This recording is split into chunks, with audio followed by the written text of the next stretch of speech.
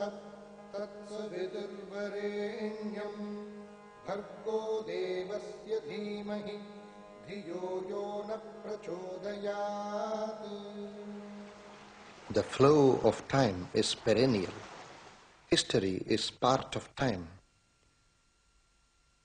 Culture and tradition flow with history. At intervals of a few centuries, Bharatavarsha has seen flashes of astounding phenomenon of vision and wisdom, guiding people to follow Vedic Dharma.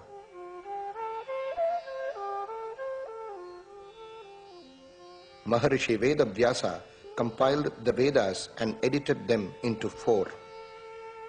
Centuries rolled before the advent of Adi Shankara, the young saint who conquered the subcontinent by his serenity and scientific logic, and re-established the universal philosophy of Advaita.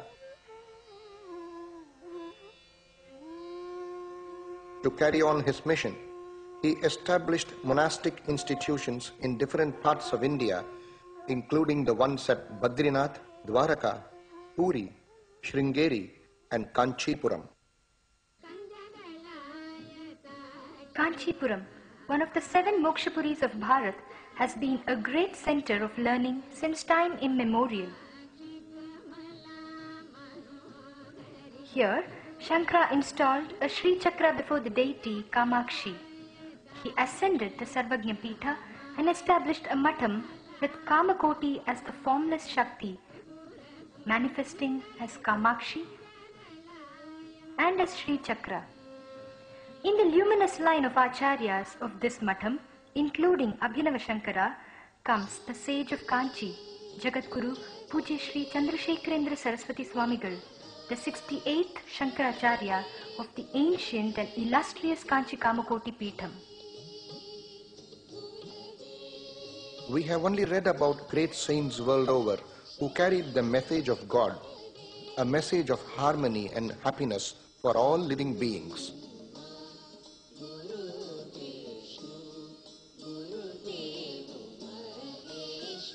Blessed are those who have been contemporaries of this sage, who radiated divinity in speech, in silence, in his penetrating glance, and in his serene smiles. The Acharya expressed profound respect for any religion which believed in the supremacy of God. He believed that every person with any religious pursuit is a divine manifestation.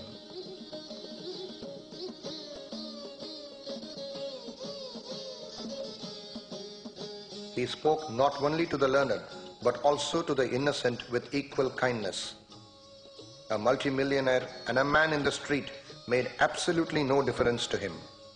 Their problems ranged from sublime to silly. He asked people to adhere to their respective faiths and avoid wavering and shifting. This was perhaps his credential for being a Jagadguru. In 1991, His Holiness Dalai Lama, the religious leader of the Tibetan Buddhists, came to Kanchi and had darshan of the Mahaswami, whom he described as the only monk of the century.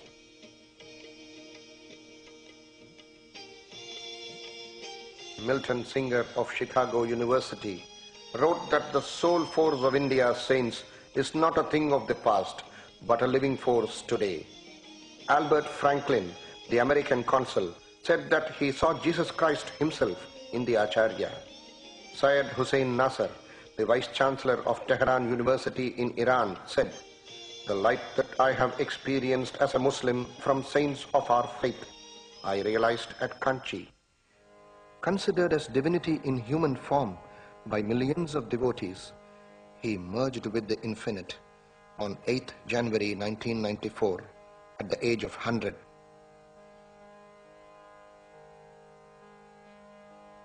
Who was this rare phenomenon?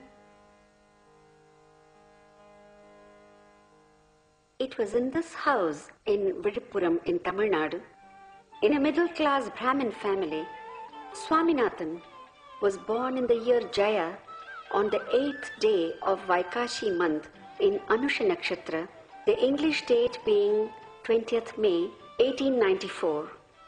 It was Vaishakha Purnima, the day of Lord Buddha's birth. The celebrated Tamil saint poet Thiruvalluvar was also born on Vaikashi Anusham. Swaminathan was the second son of Subramanya Shastrigal and Mahalakshmi Ammal. Their mother tongue was Kannada. Swaminathan's mother was a descendant of the great Govinda Dikshitar, the eminent chief minister of 3 Nayak rulers of Tanjavur.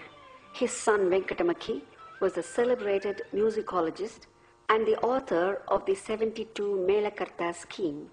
Swaminathan's father, Subramanya Shastrigal, had training in Vedas and Carnatic music. He served as government supervisor for education. Swaminathan's only elder brother was Ganapati. Younger brothers were Sambhamurthy, Sadashivam and Krishnamurthy.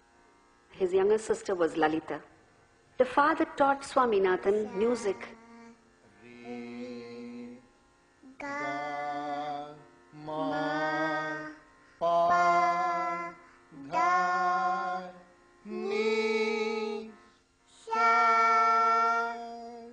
The mother fed him with shlokas.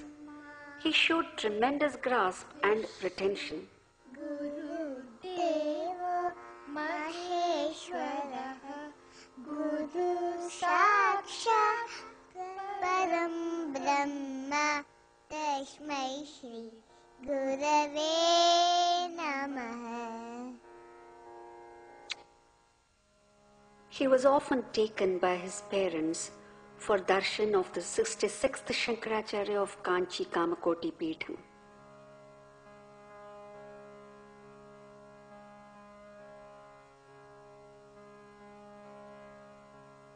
The Swamiji observed some divine vibrations in the boy and predicted that he will be a Mahatma and a Shankaracharya of Kanchi Kamakoti Peetham.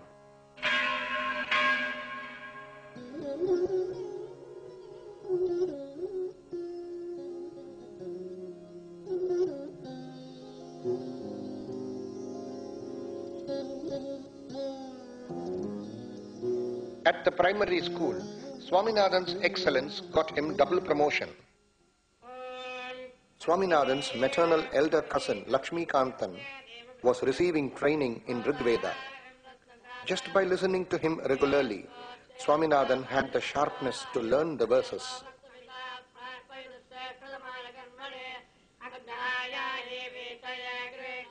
Upanayanam was duly performed for him and he received tuition in Sanskrit.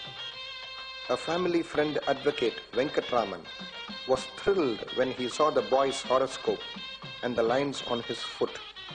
He predicted that he was going to be a great saint, revered by the whole world.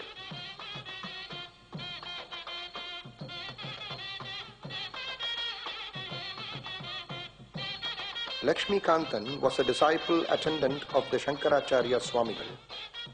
Swaminathan used to keenly observe his work and puja rituals. With the father's transfers, he joined the second form in Arcot American Mission School at Tindivanam. Here, he stood first in all subjects, including the one for recitation of the Bible. Swaminathan got the first prize acting as Prince Arthur in Shakespeare's King John for his princely demeanor and dialogue delivery. When the 66th Shankaracharya of Kanchi attained Siddhi, 18-year-old Lakshmi Kantan was installed as the 67th Shankaracharya at Kalavai near Kanchipuram. On learning this, Mahalakshmi Ammal with her son Swaminathan left for Kalavai to console her widowed sister, whose only son had taken to sannyasa.